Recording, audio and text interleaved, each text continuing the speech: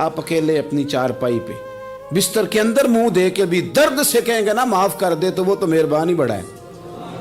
میرے نبی پاک صلی اللہ علیہ وسلم مثال دیتے ہیں، فرمایا ایک آدمی صحرا میں جا رہا، صحابہ سے حضور خطاب کر رہے ہیں، فرمایا ایک آدمی صحرا میں جا رہا تھا، اس نے اپنی اونٹنی پہ کھانا پانی پیسے ہر چیز رکھی ہوئی تھی، صحرا تھا بہت بڑا، درمیان صحرا کے گیا تو تھوڑا سا سستانے کے لیے آرام کرنے کے لیے اونٹنی سے نیچے اترا۔ اب اس نے اونٹنی کی لگام اونٹنی کی نکیل اپنے سرہانے کے نیچے رکھی، ہاتھ کے ساتھ پکڑی اور سو گیا۔ تھوڑی ہی دیر کے بعد جب اس کی آنکھ کھلی تو دیکھا اونٹنی غائب ہے۔ صحرا میں وہ پیدل نہ آگے جا سکتا ہے نہ پیچھے جا سکتا ہے، نہ دائیں نہ بائیں، کھانے کو روٹی نہیں، پینے کو پانی کا قطرہ نہیں، تھوڑا ادھر بھاگا ادھر بھاگا، تھک گیا۔ کریم محبوب فرماتے ہیں وہ پوری طرح نڈھال ہو گیا اور مایوس ہو گیا، معاذ اللہ، مایوس ہو کے دوبارہ اسی جگہ آ کے لیٹ گیا جہاں پہلے لیٹا تھا، انتظار کرنے لگا کہ اب موت ہی آئے گی، آخری وقت ہے، اب نہ میں پیدل یہ صحرا کراس کر سکتا ہوں، نہ پیچھے جا سکتا ہوں، نہ کھانا ہے نہ پانی ہے، سوائے موت کے کوئی سہارا نہیں۔ حضور فرماتے ہیں وہ رستے میں دوبارہ لیٹ گیا، اچانک اس نے رخ بدلا تو اونٹنی سامنے کھڑی تھی۔ حضور نے صحابہ سے پوچھا بتاؤ نا اسے بھلا کتنی کو خوشی ہوگی؟ یا رسول اللہ جی سے نئی زندگی مل گئی ہے۔ آپ دیکھیں نا سارے ڈاکٹروں نے کہہ دیا کہ اس کے تو گردے معدہ جگر ہر چیز ختم ہے، گھر لے جاؤ خدمت کرو، ہر طرف پریشانی ہے۔ وہ بندہ بھی سمجھ گیا ہے کہ آخری وقت آ گیا، کل جاؤں پرسوں جاؤں، تیاری ہو گئی، سب لوگ آ گئے، باہر والے بھی آ گئے، یہ ماحول ایک عجیب رنگ اختیار کر گیا۔ اچانک ایک ڈاکٹر نے آ کے کہا نہیں نہیں غلطی لگ گئی تھی۔ مجھے بتائیے انداز کیا ہوتا ہے؟ بغیر دوائی کے بندہ اٹھ کے کھڑا نہیں ہو جاتا، او میں تو بچ گیا ہوں۔ نبی پاک صلی اللہ علیہ وسلم فرمانے لگے اس کی اونٹنی مل گئی، بتاؤ بھلا اسے کتنی خوشی ہوگی؟ یا رسول اللہ وہ تو دوبارہ دنیا میں آ گیا۔ حضور فرمانے لگے اسے کچھ بھی خوشی نہیں ہوئی۔ جب کوئی رب کا گناہگار بندہ آ کے توبہ کرتا ہے، رب کو اس سے کئی گنا زیادہ خوشی ہوتی ہے۔ میرا بندہ آ گیا ہے، میرا بندہ آ گیا ہے، میرے گھر آ گیا۔ اس نے آنسو بہائے ہیں، اس نے کہا اللہ میں تیرا ہی ہوں، تیرا ہی رزق کھاتا ہوں، تیری ہی زمین پہ رہتا ہوں، تیرے نام سے میری سانسیں چلتی ہیں۔ وہ آ گیا۔ فرمایا اس اونٹنی والے سے زیادہ رب کو خوشی ہوتی ہے جب گناہگار آ کے توبہ کرتا ہے۔ گناہگاروں کے آنسو اس کی بارگاہ میں بڑے مقبول ہیں، لیکن ہم رسم ادا کرتے ہیں، توبہ نہیں کرتے۔ ہم اپنے آپ کے ساتھ دھوکہ کرتے ہیں، جھوٹ بولتے ہیں۔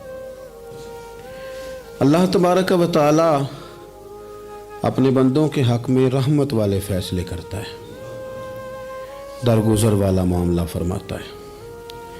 جگہ جگہ قرآن مجید میں اللہ تعالیٰ نے اپنے بندوں پر رحمت کرنے کا ذکر فرمایا ہے۔ ان اللہ یغفر الذنوب جمیعا، فرمایا بے شک رب تمہارے سارے ہی گناہ معاف فرما دے گا، تم نا امید نہ ہونا، وہ معاف کر دے گا تمہیں۔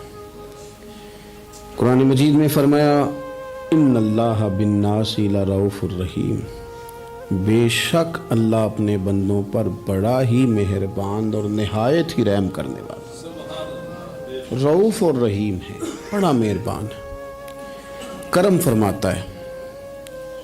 اللہ تعالیٰ اپنے بندوں سے بڑا جلد راضی ہو جاتا ہے۔ ماں پیار کرتی ہے اپنے بچے سے، لیکن وہ ناراض بھی ہو جاتی ہے بعض چیزوں پہ، بعض معاملات اس کا دل بھی دکھاتے ہیں، بعض جگہ وہ رو کے یہ بھی کہتی ہے کہ تو نے میری محبت کا کوئی نتیجہ نہیں مجھے دیا، میری ساری کمائی تو نے ضائع کر دی۔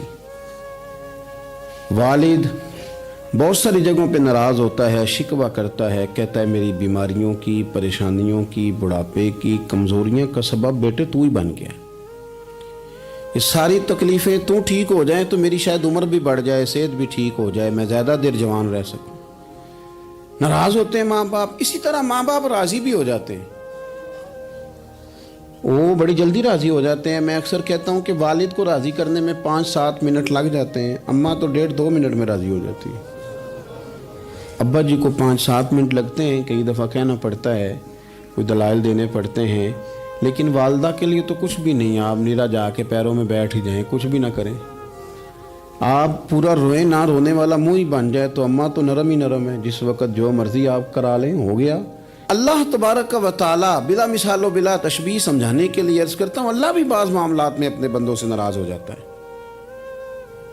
وہ کہتا ہے میں تکبر کرنے والوں کو پسند نہیں کرتا، وہ کہتا ہے فسادی پسند نہیں ہے، وہ فرماتا ہے کہ راہوں میں کجی کرنے والے پسند نہیں ہیں، وہ فرماتا ہے کہ بدعہدیاں کرو گے تو میں صبح قیامت تم سے سوالات کروں گا۔ اللہ تبارک و تعالیٰ بہت ساری چیزوں کو ناپسند کرتا ہے، ناراض ہو جاتا ہے۔ بلکہ نبی پاک صلی اللہ تعالیٰ علیہ وسلم نے فرمایا تم بات کرتے کرتے کوئی ایسا جملہ بول دیتے ہو کہ رب اتنا ناراض ہوتا ہے کہ تمہیں پتہ بھی نہیں ہوتا، تمہارے لیے جہنم کا فیصلہ کر دیتا ہے۔ اس لیے پہلے تولو پھر بولو، خود اپنے لفظوں کی تو تم پہرے داری کرو نا کہ میں کیا کہہ رہا ہوں۔ اور حضور یہ بھی فرماتے ہیں کہ اس کا دوسرا پہلو بھی ہے، بعض اوقات تم بات کرتے ایسا جملہ کہتے ہو وہ اتنا راضی ہوتا ہے کہ تمہارے لیے جنت کا فیصلہ فرما دیتا ہے۔ ان کاموں کی طرف بڑے جن سے اللہ راضی ہوتا ہے۔ میرے نبی پاک صلی اللہ تعالی علیہ وآلہ وسلم نے ارشاد فرمایا، بعض احادیث میں لفظ یہ ہیں کہ اللہ اپنے بندوں کو دیکھ کے مسکراتا ہے جو اس کی شان کے لائق ہے۔ جس ترتیب سے ہم مسکراتے ہیں، جس ترتیب سے ہم روتے ہیں، جس ترتیب سے ہم کسی بات کا اظہار تشکر کرتے ہیں، خدا ان باتوں سے پاک ہے۔ اب بہت ساری حدیثوں میں آیا کہ وہ مسکراتا ہے، تو کیا مطلب ہے مسکرانے کا؟ تو علماء تفسیر نے لکھا ہے مسکرانے کا مطلب یہ ہے کہ وہ بڑا ہی راضی ہوتا ہے اپنے بندے سے، بڑا راضی ہوتا ہے، یہ مطلب ہے۔ ایک تو مسکرانے کا مطلب یہ کہ وہ بڑا راضی ہو گیا، وہ مسکرا دیا اپنے بندے پہ۔ اور ایک اس کا معنی خود نبی پاک صلی اللہ تعالی علیہ وسلم نے بیان فرمایا، مسند امام احمد بن حنبل میں حدیث ہے، حضور سید عالم علیہ السلام سے صحابہ نے پوچھا یا رسول اللہ شہید تو بڑے لوگ ہوتے ہیں، شہیدوں میں افضل کون ہے؟ تو اللہ کے حبیب علیہ السلام فرمانے لگے وہ والا بندہ جو ڈٹ گیا تھا کافروں کے مقابلے میں، وہ ہلا نہیں، پوری طرح ڈٹ کے جو لڑا وہ شہداء میں افضل ہے۔ حضور فرماتے ہیں وہ جنت کے بالا خانوں میں سیر کرے گا اور رب اسے دیکھ کے مسکرائے گا، رب اسے دیکھ کے مسکرائے گا، اللہ تعالیٰ مسکراتا ہے اسے دیکھ کے۔ اور اگلے جملے میں حضور نے وضاحت کر دی، فرمایا جب رب دنیا میں کسی پر مسکراتا ہے نا تو اس کا معنی یہ ہے کہ قیامت میں پھر اللہ اسے حساب کوئی نہیں لے گا۔ جس پر اللہ دنیا میں مسکرا دیا اس سے کوئی حساب، تو وہ کام ڈھونڈنے چاہیے نا جس سے اللہ مسکرائے۔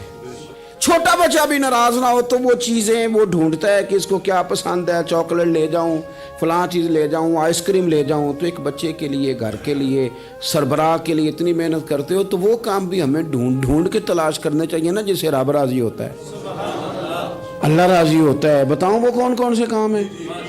نبی کریم صلی اللہ تعالی علیہ وسلم نے ارشاد فرمایا 3 لوگ ہیں جنہیں دیکھ کے رب مسکراتا ہے۔ یا رسول اللہ صلی اللہ علیہ وسلم وہ کون کون سے؟ تو محبوب فرمانے لگے ایک وہ بندہ ساری مخلوق سوئی ہے، آدھی رات ہے، رات کا پچھلا پہر ہے، اس نے اٹھ کے وضو کر لیا، مصلی پہ کھڑا ہو گیا خدا کی یاد میں، فرمایا اسے دیکھ کے رب مسکراتا ہے جو اس کی شان کے لائق ہے۔ مسکراتا ہے اللہ۔ یہ تو سونے کا ٹائم تھا، یہ تو گہری نیند آنے کا وقت تھا، رات کا پچھلا پہر۔ اور سننا میرے بھائی، میرے نبی پاک صلی اللہ تعالی علیہ وسلم فرماتے ہیں جب مسلمان نماز کے لیے صفیں بناتے ہیں نا، ترتیب لگ رہی ہوتی ہے، اب اللہ کی بارگاہ میں کھڑے ہوں گے، قیام کریں گے، رکوع کریں گے، سجود کریں گے، فرمایا جب مومن صفیں بناتے ہیں تو رب دیکھ کے مسکراتا ہے، مسکراتا ہے۔ کمال ہو گئے عروج بندگی کا، جب بندے کو دیکھ کے رب مسکرائے، خدا بندے سے خود پوچھے بتا تیری رضا کیا ہے، مسکراتا ہے۔ اور میرے نبی پاک علیہ السلام فرماتے ہیں جب مجاہد جہاد کے لیے صفیں سیدھی کرتے ہیں، آج تو یہ رب کے نام پہ مرنے ہی آ گئے، یہ صفوں میں کھڑے ہوں گے، ترتیب سے لڑیں گے، ترتیب سے گلا کاٹیں گے کافروں کا یا شہادت لیں گے۔ فرمایا جب جہاد کے لوگ صفیں بناتے ہیں تو رب انہیں دیکھ کے مسکراتا ہے۔ کتنے نصیبوں والا وہ بندہ ہے جسے دیکھ کے مسکرا دیا. او یار کبھی تیرا بیٹا تیرے سامنے مسکرائے نا چھوٹا تو تیرا دل باغ باغ ہو جاتا ہے. تیری ماں بیمار کسی ایک دن صحیح طرح ہنس پڑے تو طبیعت خوش ہو جاتی. مجھے بتاؤ نا جس کا رب بھی اسے دیکھ کے ہنس پڑے جو اس کی شان کے لائق ہے.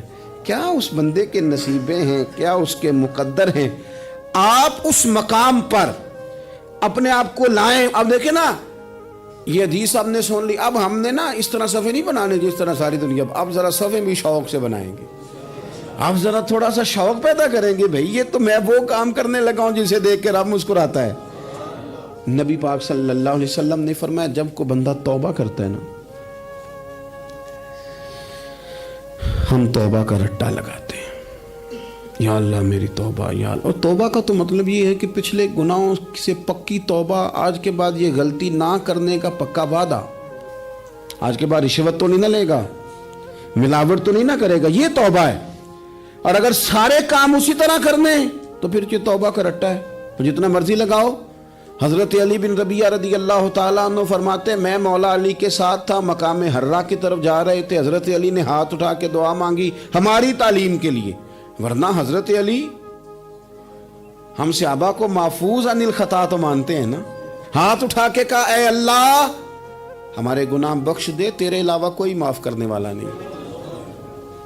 اور پھر حضرت علی آسمان کی طرف دیکھا اور دیکھ کے نا حضرت علی بن ربیعہ کو تو مسکرائے. حضرت علی بن ربیعہ کہنے لگے حضور مسکرائے کیوں ہو؟ فرمانے لگے ایک دن میں حضور کے ساتھ اسی طرح آیا تھا, اسی طرح حضور نے دعا فرمائی تھی ہماری تعلیم کے لیے, اور پھر حضور مجھے دیکھ کے مسکرائے تھے اور فرمایا جب کوئی بندہ رب کی بارگاہ میں اس طرح استغفار کرتا ہے تو رب مسکراتا ہے, اور مسکرا کے فرماتا دیکھ لو میرے بندوں کو پتا ہے کہ میرے علاوہ معاف کرنے والا کوئی نہیں. انہیں پتا ہے, تم اس کی بارگاہ میں رجوع تو لاؤ, آؤ تو صحیح دو آنسو لے کر. اقبال کہتے ہیں کہ موتی سمجھ کے شان کریمی نے چن لیا, قطرے دو گرے میرے ار کے انفعال کے. دو میں نے آنسو بہائے تھے تو اس کے کرم نے تو موتی سمجھ کے چن لیے. سنو نا حضور اس استغفار کو اللہ کو یار رات کو توبہ کر کے سونا چاہیے. ہمیں کچھ غلطیاں ہم کرنا نہیں چاہتے پر ہم سے ہو جاتی ہیں, کچھ دل ہم توڑنا نہیں چاہتے پر وہ ٹوٹ جاتے ہیں, ہماری مجبوری ہوتی ہے ٹوٹ جاتے ہیں. رات کو اس کی بارگاہ میں ہاتھ باندھ کے کشکول طلب دراز کر کے خوب استغفار پڑھنا چاہیے کہ مالک بندے ہیں نا کیا کریں, خدا را خیال کریں. دنیا روٹتی ہے تو روٹ جائے, رب رسول ناراض نہ ہونے پائیں, اس کا خیال کریں. حضور فرماتے ہیں وہ مسکراتا ہے, اسے خوشی ہوتی ہے جب کوئی اس کا بندہ اس کی طرف رجوع کرتا ہے. میرے عزیزو رسول پاک صلی اللہ تعالی علیہ وسلم نے ان لوگوں کے تذکرے کیے جنہیں دیکھ کے رب مسکراتا ہے. نبی پاک صاحب الالاق صلی اللہ تعالی علیہ وسلم فرماتے ہیں, مسند امام احمد بن حنبل دیکھیے, فرمایا رب اس وقت بڑا ہی مسکرائے گا جب قاتل بھی جنت میں جائے گا, مقتول بھی جنت میں جائے گا. یا رسول اللہ مقتول تو گیا, یہ قاتل کیسے چلا گیا؟ حضور فرماتے ہیں جائے گا, اور جائے گا اور رب مسکرائے گا جو اس کی شان کے لائق ہے. یا رسول اللہ کس طرح؟ تو نبی پاک صلی اللہ علیہ وسلم فرمانے لگے اس نے ایک مومن کو قتل کیا تھا, وہ شہید ہو کے جنت میں چلا گیا. اب اللہ نے بعد میں اسے توبہ کی توفیق دے دی. پہلے اس نے کلمہ پڑھا, پھر یہ میدان میں اترا, کافروں سے لڑا, یہ شہید ہوا, رب نے اسے بھی جنت دے دی. قاتل بھی جنت میں, مقتول بھی جنت میں. اور بات اتنی انوکھی ہے کہ رب دیکھ کے مسکرا رہا ہے جو اس کی شان کے لائق ہے. ہم جلدی میں ہیں, ہم انتظار نہیں کر رہے کہ شاید توبہ کر جائے, ہم انتظار نہیں کر رہے. لیکن میرے عزیز اتنی جلدی نہ کریں. سوچوں کا صاف ہونا, ذہنوں کا پاک ہونا, اور لوگوں کے بارے میں گمان کا اچھا ہونا. آپ کسی نفسیات کے ڈاکٹر کے پاس چلے جائیں, اسے کہیں ٹینشن بڑی ہے. میں ان کے مضامین پڑھتا رہتا ہوں, وہ سب سے پہلا سبق آپ کو یہ پڑھائیں گے کہ اچھا سوچا کریں. اچھا سوچنے سے بندہ تندرست رہتا ہے. کس سے بندہ تندرست رہتا ہے؟